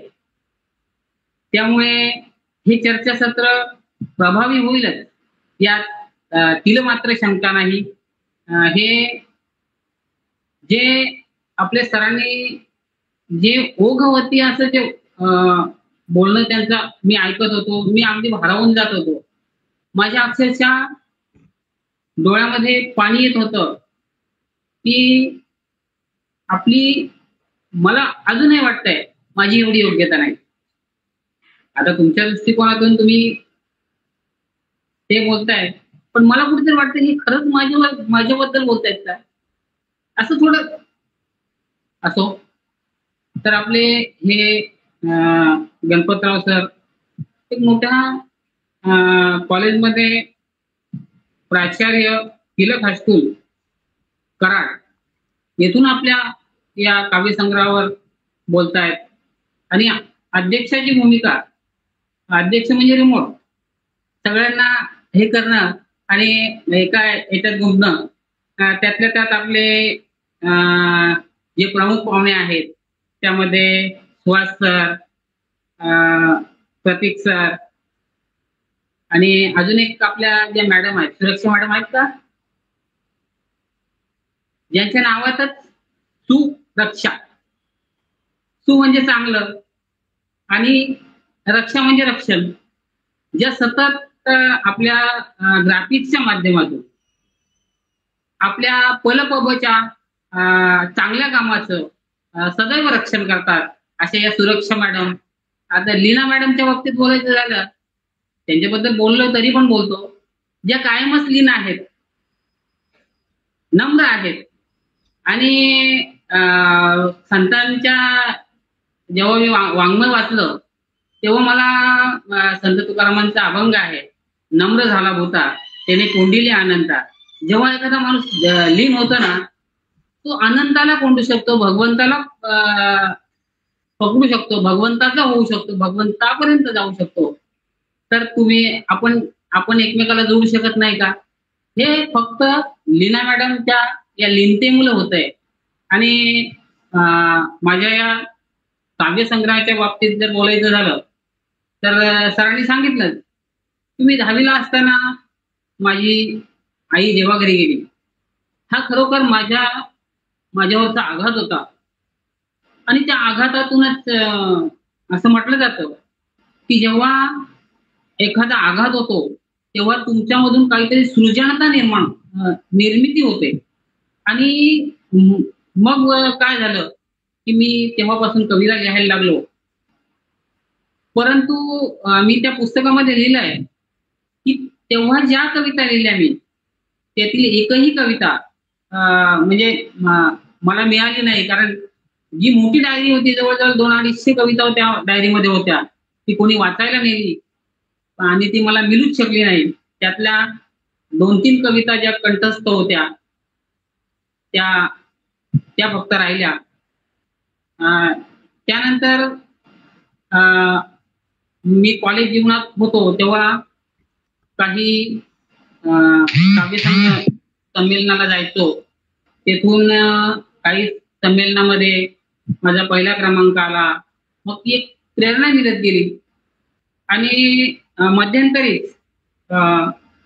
मी काय म्हणतात ना, लग्नाच्या याच्यामध्ये अडकलो, बेडीमध्ये, लग्नाची बेडी. आणि त्या बेडीमध्ये अडकल्यामुळे माझं या काव्याकडे दुर्लक्ष झालं. परंतु मी ज्या याच्यामध्ये काम करतो संस्थेमध्ये, GITC बेलापूर, SBIची जे डाटा सेंटर आहे त्या सेंटरमध्ये मी काम करतो, सिक्युरिटी म्हणून काम करतो.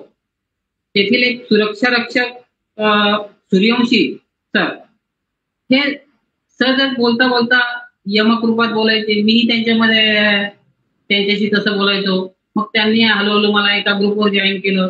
नंतर त्या ग्रुपवाल्यांनी त्या माझ्या कविता वाचल्या.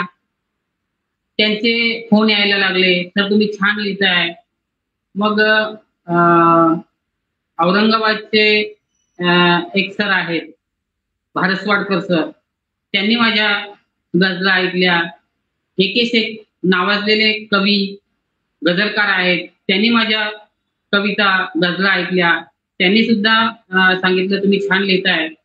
आणि विशेष म्हणजे आमचे परम स्नेही ज्यांच्याकडून हा माझा काव्यसंग्रह भावतरंग रूपी काव्यसंग्रह ज्या प्रकाशनातर्फे प्रकाशित झाला ते आमचे परम स्नेही प्रभाकर पवार यांनी या पुस्तकाची संपूर्ण जबाबदारी घेतली. त्यांनी असं म्हणतात की सगळी सोंग आणता येतात पण पैशाचं सोंग आपण आणू शकत नाही. त्यांनी मला धीर दिला, आधार दिला आणि मला सांगितलं सर तुम्हाला जसे जमेल तसे द्या आणि नाही दिले तरी मी करेल. मग मला थोडीशी हिंमत आली आणि मी ज्या संस्थेमध्ये काम करतो तेथील काही लोकांना माहीत झालं मी मराठी भाषा दिवसाच्या कार्यक्रमामध्ये छानपैकी मराठी भाषेची महती गाऊन सादर करायचो. मग त्या लोकांना वाटलं अरे हा माणूस काहीतरी चांगलं सांगतोय. मग त्यांच्यामध्ये माझी हे वाढत गेली. आणि अजून एक विशेष सांगावं असं वाटतंय की या भावतरंग या पुस्तकामुळे आमच्या GITC बेलापूर SBIच्या जे DMD मॅडम आहेत त्यांना मी हे पुस्तक दाखवलं. त्यांनी हे पुस्तक वाचल्यानंतर सगळ्या ऑफिसरांना ऑर्डर केली की या माणसाचा आपल्याला सत्कार करायचा आहे. आता माझ्या हे काही ध्यानात नव्हतं का एवढ्या मोठ्या मॅडम आपल्याला सत्कार करते. केवळ मला भीतीच वाटत होती की या बघतील का तरी आपल्या काव्यसंग्रहाकडे. पण जेव्हा त्यांनी या कविता वाचल्या तेव्हा सगळ्यांना ऑर्डर केली की या माणसाचा आपल्याला सत्कार करायचा आहे. आणि त्यांनी 15 ऑगस्टला माझा मोठा सत्कार केला. असे सन्मान मी जेव्हा जेव्हा कवी संमेलनाला जायचो तिथे माझ्या पाठीवर थाप देणारी मंडळी, शाबासकी देणारी मंडळी मला मिळत गेली. आणि या प्रेरणेतून मी या पुस्तकरूपी हे पुष्प निर्माण होऊ शकलो. यासाठी आमचे श्रीगुरु जे आमचे आध्यात्मिक गुरु आहेत शंकर महाराज पटोळे अंबरजे, हे आम्हाला जे कीर्तनातून एकांतामध्ये लोकांतामध्ये जे सांगतात ते ऐकलेलं ते माझ्या मनावर त्याची एक वेगळी प्रतिमा निर्माण होत गेली. आणि त्यातूनच हे काव्यरूपी पुष्प निर्माण होऊ शकलं. मी स्वतः शेतकरी आहे. मी 12-12 तास नांगर हाकललेला माणूस आहे. आणि त्याच्यामुळे शेतकऱ्याची काय दशा आहे ही मला चांगलं माहित आहे. आणि म्हणून मी या शेतकऱ्यावर कविता लिहिल्या. सरांनी तर एका गझलेचं सांगितलं तर किसान. खरोखर मॅडम सगळ्यांना मी सांगतो की शेतकऱ्याची अवस्था अगदी दयनीय आहे की कर्जामध्येच गेली त्याची हयात सारी आणि कर्जामध्येच आता बुडतो किसान आहे. खरोखर कर्जामध्ये बुडतोय. आणि आपली ही संस्कृती आहे, आपला कृषी प्रधान देश आहे, परंतु शेतकऱ्याकडे जेवढा भावनेनं पाहायला पाहिजे तेवढ्या भावनेनं जो माल आम्ही पिकवतो त्याची किंमत ठरवण्याची आम्हाला हे नाही. आम्ही त्याची किंमत ठरवू शकत नाही. एखाद्या फॅक्टरीवाल्याने जर एखादा माल निर्माण केला तर तो त्याची किंमत स्वतः ठरवू शकतो. मग आम्ही पिकवलेला माल त्याची किंमत आम्ही का ठरवू शकत नाही? खंत माझ्या मनात आहे. हे ऐकून जर कदाचित शासनाने याची दखल घेतली तर मला वाटेल माझं हे काव्य सक्सेस झालं. कारण जो पिकवतो त्यांनी त्याचा भाव ठरवलं पाहिजे. आम्ही पिकवतो आणि तुम्ही त्याचे भाव ठरवणारे कोण? ही माझी एक खंत आहे. आणि हे जेव्हा होईल तेव्हा शेतकऱ्याला नक्कीच चांगले दिवस आलेले असतील. आणि हे दिवस आपल्याला पाहायचे आहेत. मी माझ्या कवितेतून श्रीगुरूंच्या बद्दल, भगवंताबद्दल, नवे नवे समग्र सृष्टीबद्दल जसं माऊलीने पसायदान मागितलंय, प्रार्थनेमध्ये मागितलंय, हे भगवंता हे जग सुखाने भरू दे. मी एक वेळ दुःखामध्ये असलो तर चालेल, पण हे माझं विश्व ज्या भगवंताने मला घडवलंय, ज्या भगवंताने तुम्हाला घडवलंय आणि या भगवंताची लेकरं आपण आहोत आणि म्हणून हे विश्व सुखाने भरलं पाहिजे, ही माझी ही आम्हाला शिकवण आमच्या श्रीगुरूंच्या माध्यमातून सदैव मिळते आणि तेच माझ्या या काव्यातून निर्माण केलंय. आता कदाचित तुम्हाला प्रश्न पडेल की भावतरंग हेच नाव का ठेवलं? तर भाव म्हणजे आपल्या मनात ज्या भावनांचे कल्लोळ निर्माण झाले, सुखदुःखाच्या प्रसंगी, इतर प्रसंगी जे काही आपल्या मनात भाव निर्माण झाले त्याचं कुठेतरी प्राकटीकरण जे आहे ते या काव्यातून मी केलेलं आहे. मी तुम्हाला एखादी कविता सादर करतो. जास्त बोलत नाही, कारण आपल्याला वेळेचं बंधन आहे आणि ते भान ठेवूनच आपण केलं पाहिजे. मग मी फक्त एकच कविता सादर करेल, थोडस याच्यामध्ये सादर करू गेय रूपात. मानवाच्या जे हिताचे काम आहे, त्यात माझा पाहतो मी राम आहे. मानवाच्या जे हिताचे काम आहे, त्यात माझा पाहतो मी राम आहे. वाढ व्हावी वेतनाची चान्स वाटे, वाढ व्हावी वेतनाची चान्स वाटे, वाढ व्हावी वेतनाची चान्स वाटे. ना कधी अंगास ज्यांच्या घाम आहे, मानवाच्या जे हिताचे काम आहे, त्यात माझा पाहतो मी राम आहे. पाहिल्यावर शांतता वाटे मनाला, पाहिल्यावर शांतता वाटे मनाला, पाहिल्यावर शांतता वाटे मनाला. वाटते मजते विठूचे धाम आहे, मानवाच्या जे हिताचे काम आहे, त्यात माझा पाहतो मी राम आहे. मोह माया त्यागता येईल त्यांना, मोह माया त्यागता येईल त्यांना, मोह माया त्यागता येईल त्यांना. श्री गुरूंनी ज्यास विधले नाम आहे, मानवाच्या जे हिताचे काम आहे, त्यात माझा पाहतो मी राम आहे. वेड ज्याचे लागले त्या राधिकेला, वेड ज्याचे लागले त्या राधिकेला, वेड ज्याचे लागले त्या राधिकेला.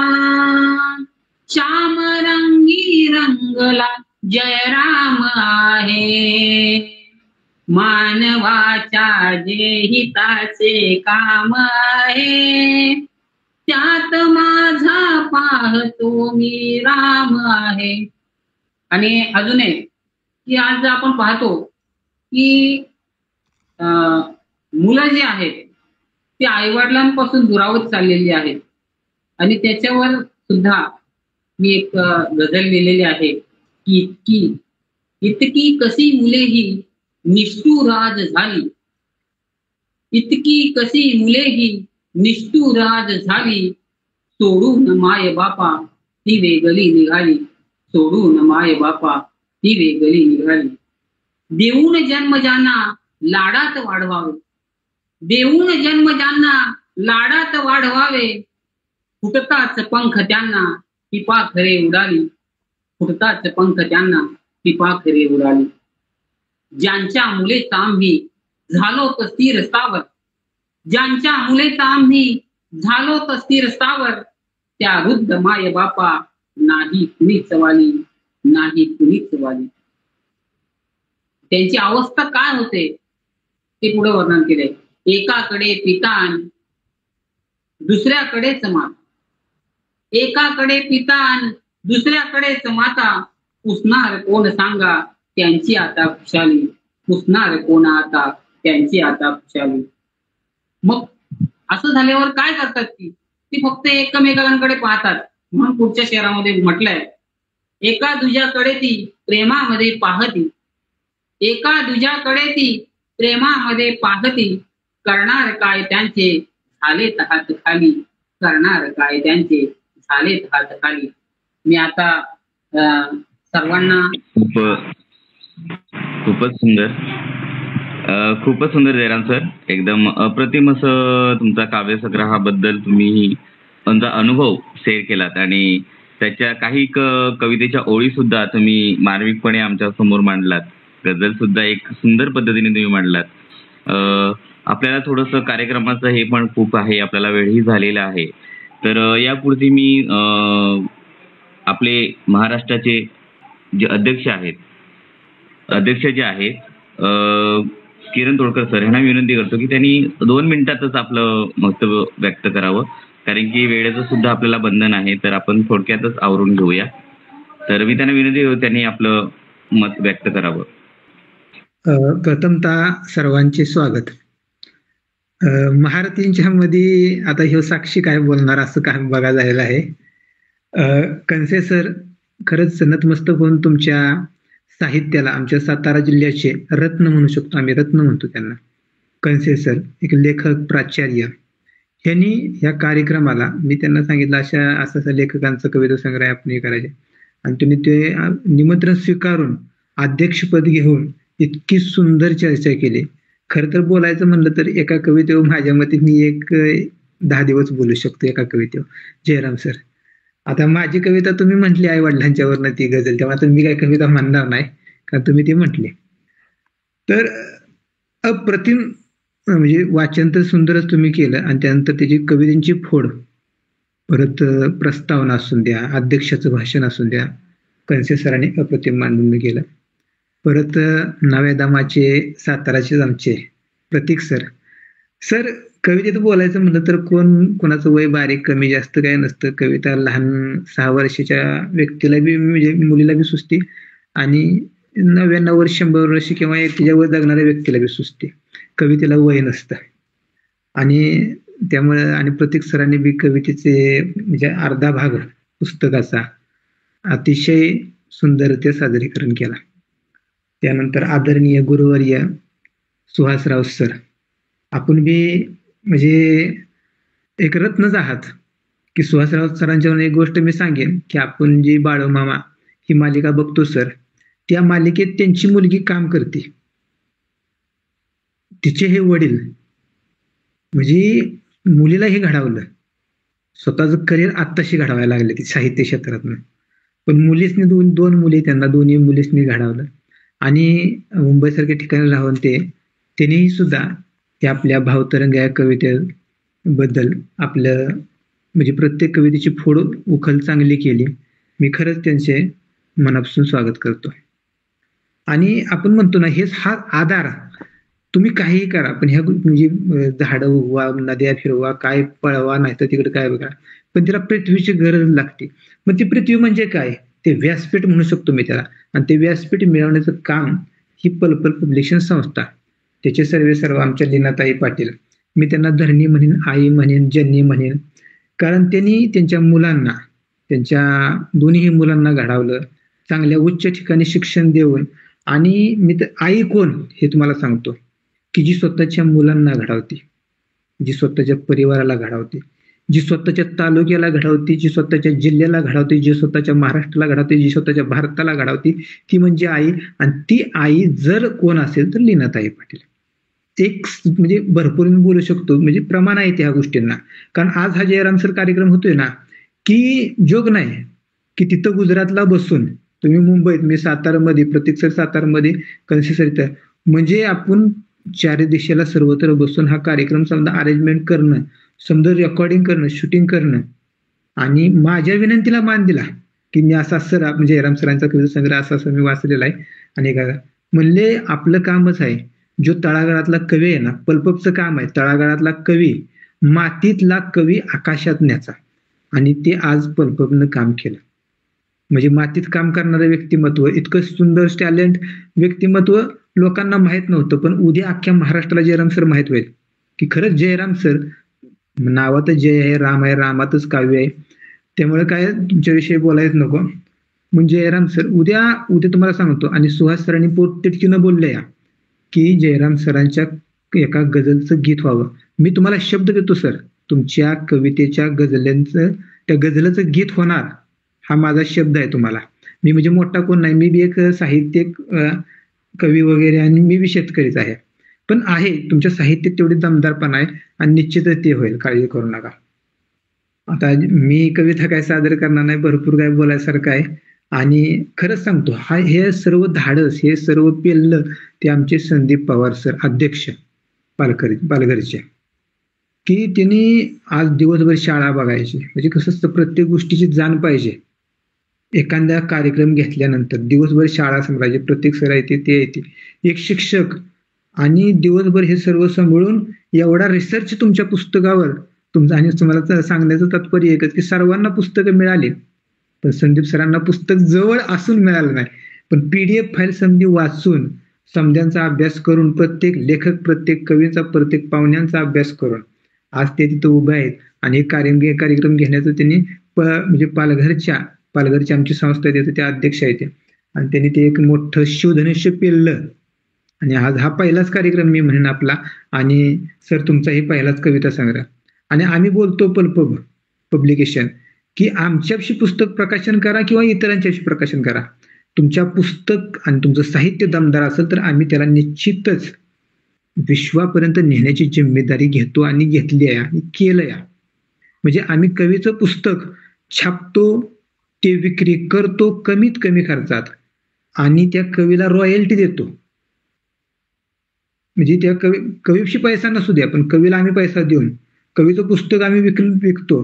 काय 3-5 हजार रुपये त्याच्यापासून घेऊन त्याचं पुस्तक प्रकाशित घेऊन हे करून त्याला जग जाहीर विजेता करतो. का करतो तर तो कवी हा, मी तर म्हणेन ह्या पृथ्वीचा धरणीनंतर जो सावली देणारा कोण आहे ना, तो कवी असतो. म्हणजे धरणीची सावली म्हणजे तो कवी. आणि मग ह्या कवीला मग आम्ही धरणीचं काम तर आमच्या लीनाताई करतात, मग ह्याच्यावर फुलवायचं काम का म्हणून आम्ही केलं नाही पाहिजे, मग ते काम आम्ही करतोय पल्पक. आणि एक आवर्जून एक गोष्ट उल्लेख करायचा वाटतो की लीनाताईंच्या कन्या म्हणजे पल्पकच्या मॅनेजिंग डायरेक्टर आज तैवान देशात ते शिकतात, आणि तैवान देशातून IT मध्ये ते शिकून तिथून मराठी साहित्यासाठी काम करतात. मराठी साहित्यासाठी म्हणजे इंग्रजी माध्यमातून एक मुलगी शिकते महाराष्ट्राचे, आणि मराठी साहित्यासाठी तिथून काम करते. त्यांची 4 पुस्तकं झाली, ते विविध पुरस्कार मिळाले आहेत. म्हणजे अशी व्यक्ती जर आपल्याला लाभली तर निश्चितच आपण प्रत्येक मराठी साहित्य आज महाराष्ट्रभर गाजते, उद्या राज्यभर बी गाजते, आणि उद्या विश्वात गाजल, ही जिम्मेदारी घेऊन आम्ही सर्व काम करतोय. आणि मी आता जास्त काही येत नाही तर थोडी रजा घेतो. आणि खरंच सर्वांचे स्वागत. खरंच किरण सरांनी सांगितल्याप्रमाणे आपला पल्प उत्तरोत्तर वाढत जाणार आहे आणि प्रत्येक साहित्याला, प्रत्येक कवीला एक वेगळं स्थान निर्माण करून देणार आहे. की जसं जयराम सरांचं पुस्तक प्रकाशित झालं, त्यांचं जी चर्चासत्र घेतलं, तसं अनेक कवींना आपण या ठिकाणी त्यांचं स्वागत करून त्यांचंही आपण प्रकाशन करणार आहोत. पुढे मी आपल्या लीना मॅडम आहेत शिव, त्यांना मी विनंती करतो की त्यांनीही 2 मिनिटांमध्ये आपलं वक्तव्य व्यक्त करावं. सगळ्यांना नमस्कार. सगळे तुम्ही मला ओळखतायच, मी लीना पाटील. खरं सांगायला गेलं तर पहिलं कौतुक मी किरण सरांचं करेन. कारण किरण सर असा माणूस आहे की त्यांनी सगळ्यांना आपल्या पल्प परिवारामध्ये जोडून ठेवलेलं आहे. वाटतात तशा गोष्टी एवढ्या सोप्या नाहीयेत, कारण सगळ्यांना कम्युनिकेट करणं, आपला हा कार्यक्रम आधीही झालेला ठरलेला होता आणि परत तो रिअरेंज करणं, सगळ्यांचे वेळा जाणून घेणं, सगळ्यांना परत परत कॉल करणं, सगळ्या गोष्टी कनेक्ट करणं, ही खरंच खूप अवघड गोष्ट आहे. आणि हसत खेळत मेन म्हणजे तो माणूस ह्या सगळ्या गोष्टी कधी करून जातो हे पण मला लक्षात येत नाही किंवा मला कळतही नाही. आणि त्यांना साथ देणारे तुमच्यासारखे सगळे रत्न. संदीप सरांचा तर विषयच नाही, कारण सगळ्या गोष्टी ऑलरेडी रेडी मॅडम असं असं झालेलं आहे, त्याला म्हणजे करेक्टच असतात. साहजिकच आहेत, तुम्ही सगळे कवी लेखक आहात आणि ऑलरेडी तुम्ही या सगळ्यामध्ये काम करताय, पण तुमच्या सगळ्यांची एवढी जी साथ आहे पल्पबला आणि ती सगळी तुमच्यासारखे रत्न पारखायची जबाबदारी मी किरण सरांच्यावर दिली आणि ते इतके छान पद्धतीने ते करतायत हे बघून खरंच खूप मला आनंद होतोय. आणि तुमच्यासारखे रत्न मला माझ्या पल्प परिवारामध्ये, माझ्या परिवारामध्ये, मी आपल्या परिवार याच्यासाठी म्हणत नाहीये, कारण आज ही जबाबदारी सगळी, जे तुम्ही सगळ्यांनी विश्वास या पल्प परिवारावर ठेवलेला आहे, साहजिकच हा विश्वास कायम टिकवण्याचा माझा प्रयत्न असेल. आणखी एक गुड न्यूज आपल्या पल्प परिवारातर्फे तुम्हाला लवकरच मिळेल. आपण रिसर्च जर्नल चालू करायचा प्रयत्न करतोय, चालू करायच्या वाटेवर आहोत आणि त्यामध्ये माझा एक प्रयत्न असा राहील की आपण मराठीतून रिसर्च पेपर या जर्नलमध्ये लवकरात लवकर घ्यायला चालू करू. तर ही एक गोष्ट मराठी भाषा संवर्धनासाठी करायची आपली प्रोसेस चालू आहे आणि ती लवकरच आपली अनाउन्समेंट होईल आणि आपल्या सगळ्यांच्या समोर ते लवकरच येईल. आता दुसरी गोष्ट, भावतरंग. कवीच्या लेखणीमध्ये एवढी जबरदस्त ताकद आहे की तुम्ही किती शिकलाय, तुमचं शिक्षण किती आहे, ह्या गोष्टी मॅटरच करत नाही. कवी हा बहिणाबाई चौधरींनी सुद्धा त्यांच्या लेखणीतून स्वतःची ओळख केली. त्या पद्धतीनं तुम्ही सिक्युरिटी आहात की तुमचं शिक्षण काय आहे, तुम्ही आपल्या महाराष्ट्राच्या, आपल्या भारताच्या मातीतला एक पर्सन आहे, ही खूप मोठी गोष्ट, ही अभिमानाची गोष्ट आहे की तो माणूस ही लेखणी लिहितोय आणि हातात घेऊन लिहितोय. त्यामुळं आपल्याला भारतातल्या, आपल्या महाराष्ट्रातल्या या मातीतले हे जे रत्न आहेत, ह्या ज्या कवी लेखक आहेत, यांना आपल्याला वर आणायचं आहे आणि यांना एक व्यासपीठ द्यायचं आहे. आणि हे सगळे तुमच्या मदतीनं आणि तुमच्या सहकार्यानंच हे स्वप्न आपलं पूर्ण होत आहे. भावतरंग, भावना मोकळ्या करणं, आपला एक मनातली वाट मोकळं करणं, हे कवीच्या लेखणीशिवाय दुसरं कुणी करू शकत नाही. एक मित्र असा असतो ज्याच्याजवळ आपण बोलतो आणि ते पण आपल्या तोडक्या मोडक्या भाषेत, प्रत्येकाला लेखणीनं त्याच भाषेत लिहिता येईल असं नाहीये. पण लेखक हा असा आहे की ज्यावेळी तो 2 शब्द लिहितो, जसं सरांनी सांगितलं, कराळे सरांनी, की शेतकरी, आपण सगळे शेतकऱ्याची मुलं आहोत, सगळे शेतकऱ्याचे. हे सगळे विषय आपल्याला इतके जवळचे आहेत की ह्या सगळ्या भावना मोकळा करणारा जर एक माणूस असेल तर तो फक्त कवी. आणि त्या कवीमुळं आज आपल्याला आपलं सगळ्यात महत्वाचं संतुलन ठेवणारी गोष्ट म्हणजे आपल्या भावना. जर तुमच्या भावना मोकळ्या करून तुमच्या भावनेला वाट देणारा जर माणूस असेल तर आज तुम्ही 90% टेन्शन तुमचं तिथं जातं आणि टेन्शन नसेल तर तो माणूस सक्सेस होतोच होतो. आणि हे करणारं काम कोण करतं? सगळ्यात महत्वाचं कवी. आज एखादं गाणं ऐका, तुम्ही फ्रेश होता. आज एखाद्या लाडक्या कवीची, एखादी कवयित्रीची कविता ऐका, तुम्ही फ्रेश होता. आज कराळे सरांनी 1.5 तास कसा घेतला, त्यांच्या कवितांनी कसा घेतला, काहीच लक्षात आलं नाही. आणि ही जादू फक्त कवींच्या मध्ये. आणि भावतरंग, आता सगळ्यांनी म्हटलं तसं बराच वेळ झालाय, जास्त वेळ घेऊन चालणार नाहीये, त्यामुळे मी पण कविता वगैरे काही सादर करत नाही. ऍक्च्युली मला एक कविता यामधली खूप आवडली. सार्थ व्हावे जगणे, कर्म चांगले करता मिळे फायदा दुगुणे, आहे क्षणिक जीवन सार्थ करावे जगणे. कुठलाही विषय कराळे सरांनी ह्या कविता, या काव्यसंग्रहामध्ये त्यांनी सोडलेला नाहीये.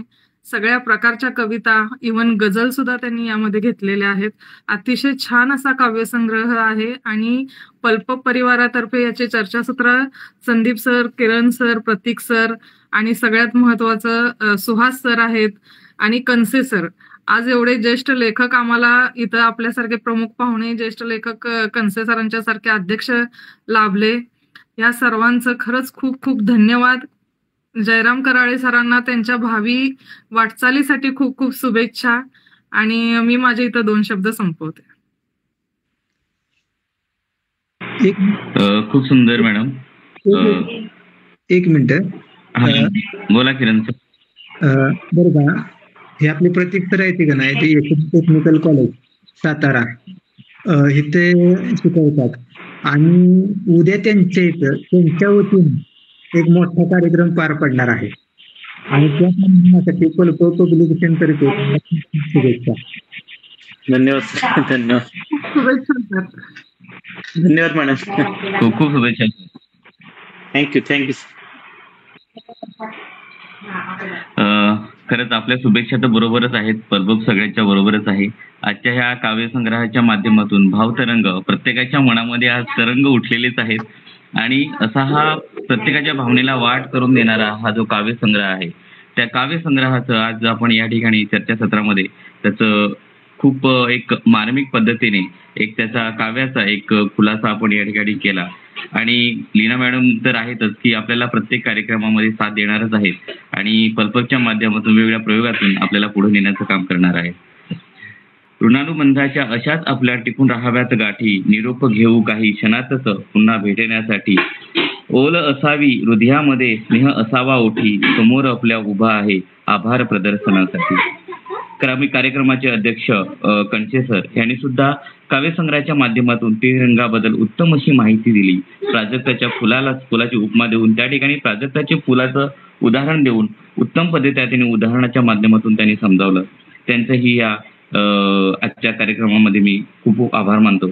त्याच्यानंतर पल्पचे शिवलीना मॅडम तसेच आपल्या पल्प महाराष्ट्र अध्यक्ष किरण सर यांचं सुद्धा मी आजच्या या कार्यक्रमामध्ये खूप खूप आभार मानतो. त्याच्यानंतर आपल्या कार्यक्रमाचे प्रमुख पाहुणे सुहास सर तसेच प्रतीक सर यांनी सुद्धा उत्तम असं एक काव्यसंग्रहाचं मार्गदर्शन केलं. त्या काव्यसंग्रहाची उत्तम अशी त्यांनी माहिती सांगितली, त्याबद्दल सुद्धा मी त्यांचा आज या ठिकाणी आभार मानतो. त्यानंतर पल्प परिवाराची सर्व कमिटी तसेच आपल्या पल्प परिवाराच्या सचिव रुपाली मॅडम ह्या सुद्धा ज्या कार्यक्रमाला उपस्थित राहिल्यात त्यांचं सुद्धा मी या ठिकाणी आभार मानतो. त्याच्यानंतर आपल्या पल्पच्या डायरेक्टर शेजल मॅडम यांचं सुद्धा मी आज या कार्यक्रमामध्ये स्वागत करतो.